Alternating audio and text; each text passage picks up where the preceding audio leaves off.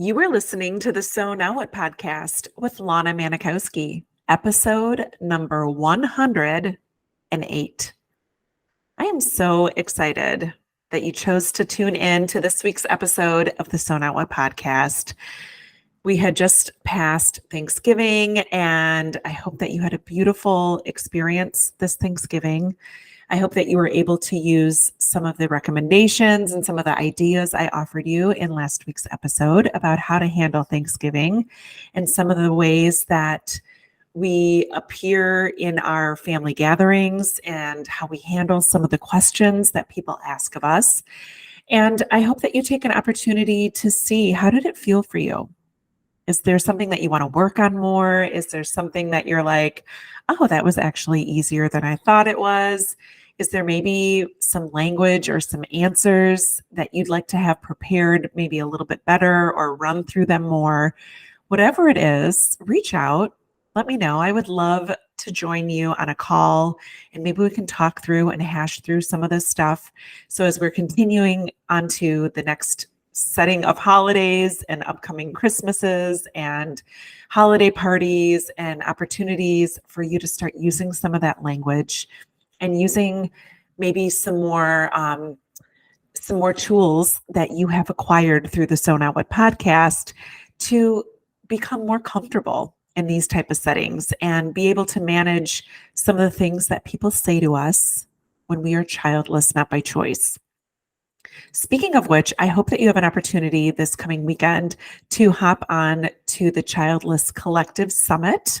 I will be presenting and speaking at the summit on Sunday, December the 3rd, and I will be talking about the things people say when you're childless, not by choice. So I'm so excited that Katie Seppi has invited me to be a presenter on this topic, because I think it's something that we have such a breadth of opportunity to change the language that we use to educate people on the things that we find appropriate and inappropriate to say to us when we're childless, not by choice. And I think that there's a lot more ownership we can take in our story when it comes to things that people say to us. So I hope that you have an opportunity to join the summit this weekend. If for some reason you can't make it to the summit, Katie has made an opportunity for you to buy a year-long pass to the summit. Everything you need to know there is in a link in my bio.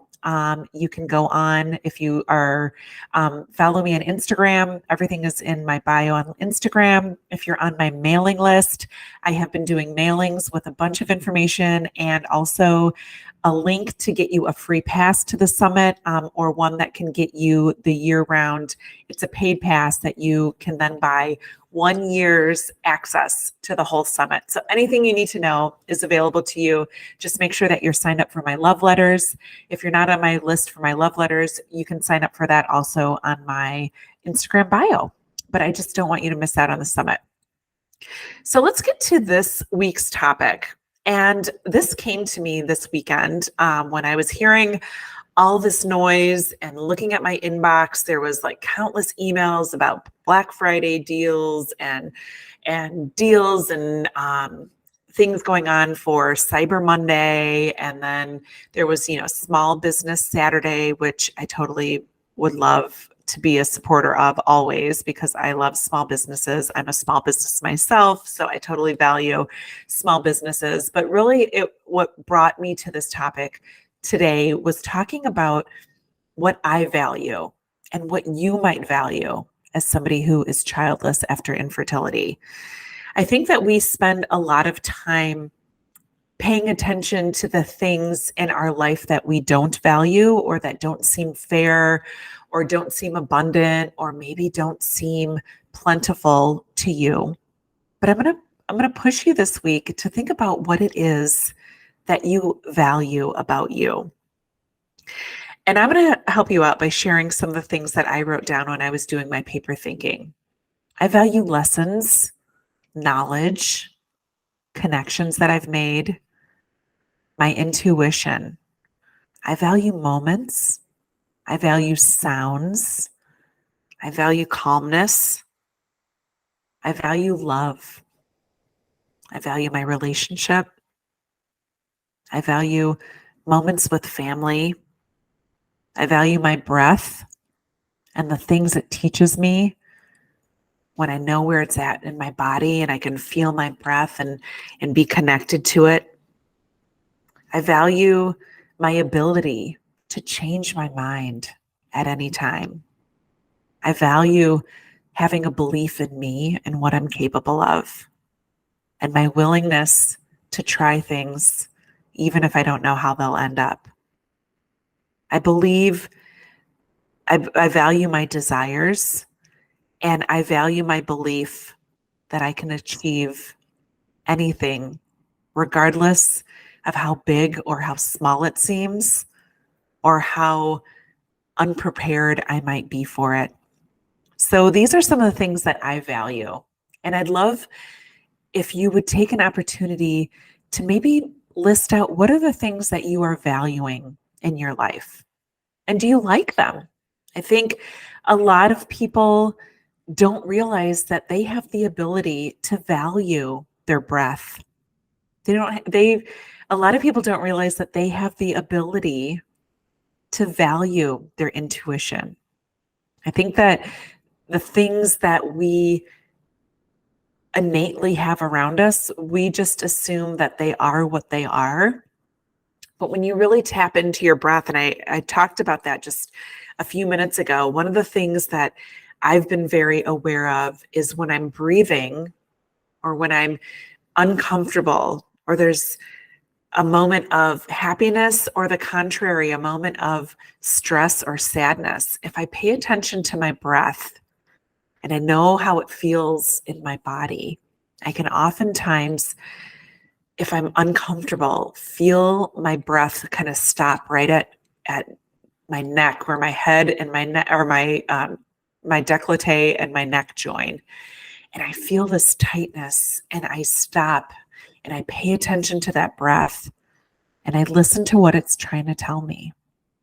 And it often tells me when I feel that caught up knot in my throat, it's telling me that something doesn't feel right to me. And then I stay there for a little bit and I pay attention to what my breath is telling me. What is it telling me is uncomfortable for me? What is it telling me I'm scared about? And I pay attention to it. And just as beautifully as that, I pay attention to when my breathing seems easy and free and open. So what is it for you? Have you ever had an opportunity to pay attention to how your breath feels inside of you? Have you ever had an opportunity to see the value in your intuition? When you have that voice inside of you and you listen to it, do you ever stop and tell yourself, you are amazing for knowing exactly what you needed? You're amazing for, with no proof or no one telling you it was the right decision to make, that you made the decision that you made. Have you ever stopped to tell yourself how valuable your intuition is and your judgment? I think we overlook that sometimes. And when you pay attention to the things that you value, I hope you'll pay attention to those things, because I think they're easy to kind of look over and say, oh, well, what's really tangible about that? And what I've come to learn through my journey of, infertility and navigating my fertility treatments and ultimately not becoming a mom, I've learned to value that my judgment was right. That when my journey ended and I was offered the opportunity to adopt and do an egg donor, choosing not to do that, I've come to realize there's a lot that I left on the table that didn't allow me to feel proud of the decision that I made, that my judgment was right, that I knew that adopting wasn't the right answer for me. I knew that getting an egg donor wasn't what ultimately would have taken us to the path of parenthood that we wanted. So how have you made decisions that might have seemed really hard for you? Can you look back at some of those decisions that you made or the ways that you handled and showed up for yourself, can you look at those opportunities and value what you took from that? Because I know that we're oftentimes so easy to beat ourselves up. And maybe you tell yourself that you didn't do enough, or that you shouldn't have waited so long to become a mom, or that you shouldn't have been late with a trigger shot, or the countless things that we find opportunities to tell ourselves that we didn't do right. I'd love you to consider that you did everything right and value the decisions that you made and the timeline that you were on. And the thing that I'd love to leave you with about what I value is being infertile. I truly do, ladies. I know that I didn't always value my infertility, but I so value the doors that it has opened for me, the perspectives that I've learned, the ability to become a changed person and an enlightened woman. I value my infertility.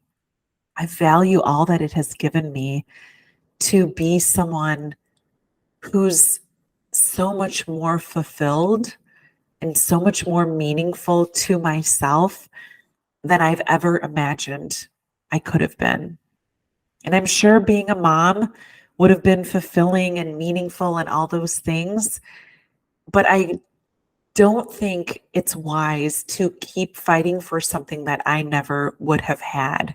So what I decided to do, and what I hope you are open to considering for yourself, is valuing what it is you do have because you're infertile, or what it is that's available to you, or maybe hasn't shown itself to you, but you're desiring more of because you're childless.